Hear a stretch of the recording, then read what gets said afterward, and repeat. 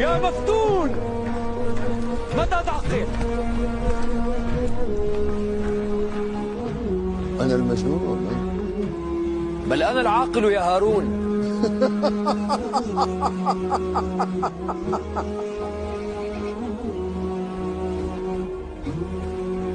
وكيف يكون عقلك هذا؟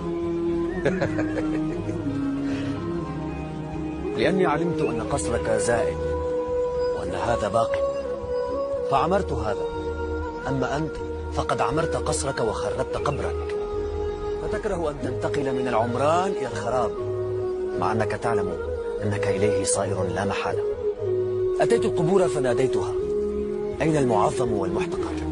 وأين المدل بسلطانه؟ وأين المزكى إذا ما افتخر؟ ألا يدعو هذا إلى الجنون يا هارون؟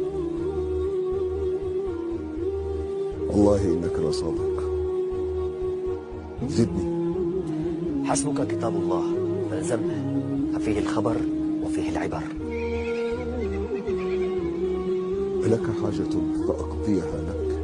نعم، 3 حاجات إن قضيتها شكرتك. فاطلب إذن. أن تزيد في عمري. لا أستطيع. أن تحميني من ملك الموت. لا أقدر.